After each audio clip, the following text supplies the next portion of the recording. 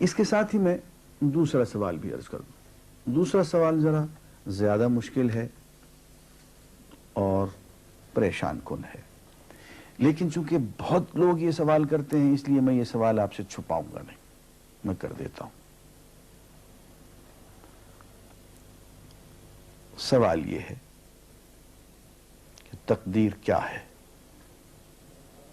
اگر سب کچھ پہلے سے ہی لکھا لکھایا ہے تو ہم اپنے اعمال کے ذمہ دار کس طرح ہوئے؟ پھر اعمال کی جزا و سزا کیسی؟ پھر جنت و دوزخ کے کیا معنی؟ وضاحت فرمائیں.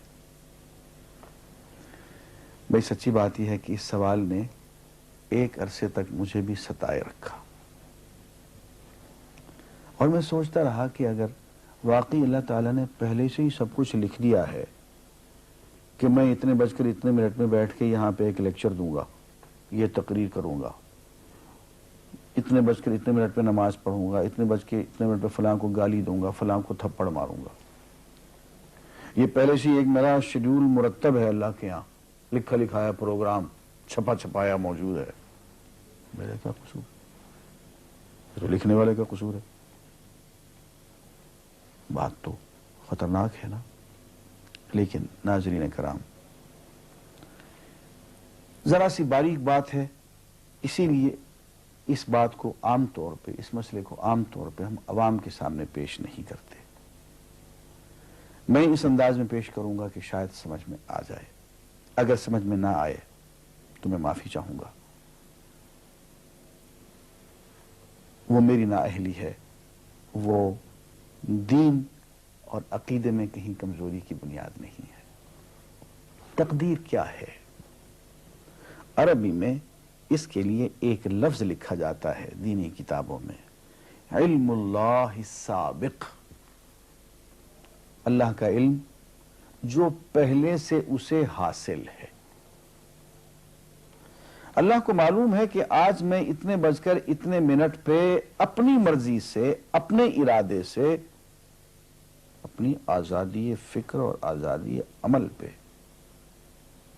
عمل سے کام لیتے ہوئے یہ کام کروں گا. اب بھائی کام تو میں اپنی مرضی سے کر رہا ہوں، اپنی آزادی سے، اپنے ارادے سے کر رہا ہوں، لیکن اتنی سی بات تو مانو کہ اللہ تعالیٰ علام الغیوب ہے، علیم بذات الصدور ہے.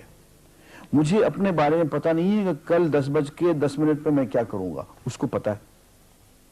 مجھے اپنے بارے میں پتہ نہیں ہے کہ میں 10 سال کے بعد کہاں ہوں گا، کیا کر رہا ہوں گا، فلاں بج کے فلاں منٹ، اس کو پتہ ہے.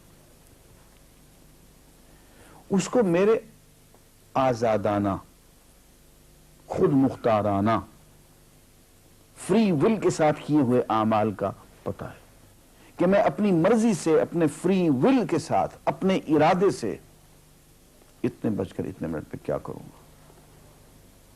یہ اس نے اپنے ہاں لکھ رکھا ہے، اس لیے کہ اس کو پوری کائنات کے نظام چلانا ہے. اس کا علم جو ہے وہ صحیح ہے، لیکن اس کا علم میرے ارادے سے نہیں ٹکراتا ہے. یہ بات میں ایک مثال سے سمجھاؤں گا. میرے ساتھ ایک واقعہ پیش ہو گیا، اس دن مجھے تقدیر سمجھ میں آ گئی کہ ہوتی کیا ہے. 1971 کی بات ہے کہ یہاں اکاؤنٹنٹ جنرل آفس میں ڈپٹی اکاؤنٹنٹ جنرل تھا. اس زمانے میں ایک مشہور نجومی تھا شیخ صادق، یہاں قلعہ گزر سنگھ میں رہتا تھا. وہ پتہ نہیں بیچارہ زندہ ہے یا فوت ہو گیا.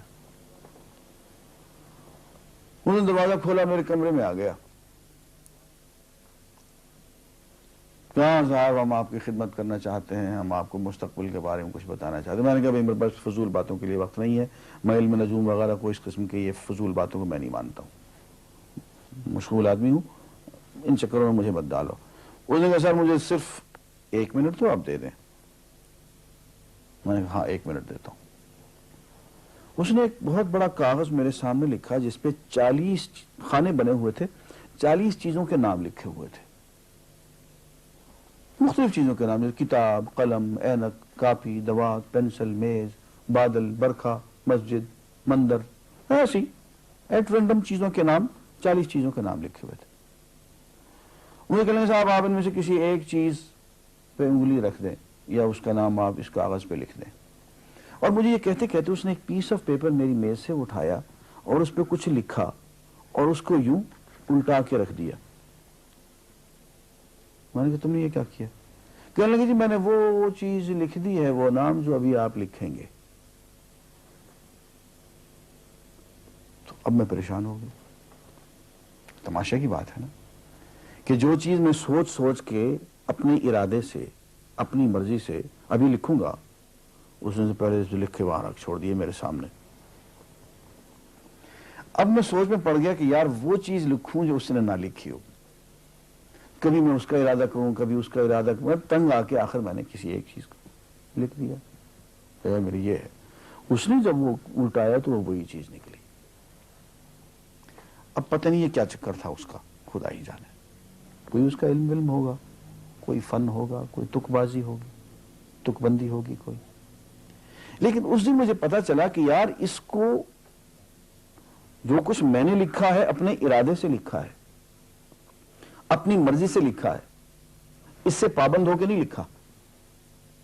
کبھی اس پہ انگلی لگاتا تھا، کبھی اس پہ، کبھی اس پہ، آخر چن کے ایک لکھا میں نے. لیکن اس کم بخت کو پہلے سے پتا تھا کہ میں کیا لکھنے والا ہوں، اور اس نے پہلے سے وہاں لکھ کے رکھا ہوا تھا. میں نے کہا یار ایک محدود علم والا آدمی میرے آئندہ کے اعمال کو اپنے ہاں لکھ کے رکھ سکتا ہے. ہرچند کہ وہ عمل میں اپنی مرضی سے کر رہا ہوں، اپنے ارادے سے کر رہا ہوں، کوئی مجبوری نہیں ہے اس میں. لیکن وہ میری مرضی والا عمل، میرے اپنے ارادے سے کیا ہوا عمل، پوری آزادی کے ساتھ کیا ہوا عمل، اس نے پہلے سے اپنے ہاں لکھ کے رکھا ہوا. یار اگر یہ انسان کر سکتا ہے تو رحمان کیوں نہیں کر سکتا؟ اس نے میرے سارے اعمال جو میں آئندہ چل کے کرنے والا ہوں، وہ سارے کے سارے اعمال اس نے اپنے یہاں لکھ کے رکھے ہوئے. اس کو انتظام کرنا ہے، میرے رزق کا انتظام بھی کرنا ہے، آگے میری زندگی، میری موت، میری قبر میں اکوموڈیشن کا پتہ نہیں کہاں کا میرے اس نے انتظامات کرنے ہیں. تو میرے بارے میں اس نے سارا کا ڈیٹا کلیکٹ کر کے رکھا ہوا ہے اپنی انفارمیشن کے لیے کہ یہ اپنی مرضی سے کیا کیا کچھ کرے گا. تو اس کے لکھے ہوئے ہونے سے میری مرضی ختم نہیں ہوتی، میری ذمہ داری ختم نہیں ہوتی، میرا ارادہ، میری فری ول ختم نہیں ہوتی. یہی وجہ ہے کہ ہم جو اعمال کرتے ہیں اس میں سے اللہ تعالیٰ اس کی کچھ ذمہ داری ہم پہ ضرور ہوتی ہے. کچھ کام اللہ تعالیٰ کا ایک نظام ہے، اس میں شاید ہماری ذمہ داری نہ ہو، وہاں جبر ہو. لیکن کچھ اعمال ایسے ہیں جن میں خالصتاً ہمیں آزادی حاصل ہے، ہمیں اختیار حاصل ہے، ہم ان کے ذمہ دار ہیں، ہمیں ان پہ جزا ملے گی، ہمیں ان پہ سزا ملے گی، اللہ تعالیٰ بچائے. اور جزا ملے گی تو جنت ہوگی، سزا ملے گی تو دوزخ ہوگی. لیکن آزادی عمل اور ارادہ ضرور ہے. یہ الگ بات ہے کہ اللہ تعالیٰ کو پہلے سے ہی معلوم ہے کہ ہم اپنے ارادے سے اور اپنی آزادی اور اپنی مرضی سے ہم آج اور کل اور پرسوں اور سال بھر کے بعد اور 10-20 سال کے بعد ہم کیا کیا کریں گے اس کے ہاں لکھا ہوا ہے. وہ عندہ علم الکتاب، اس کے ہاں وہ سب کچھ لکھا ہوا ہے. لیکن ہم جو کرتے ہیں اپنے ارادے سے کرتے ہیں اور اس کے ذمہ دار ہیں. وآخر دعوانا الحمدللہ رب العالمین.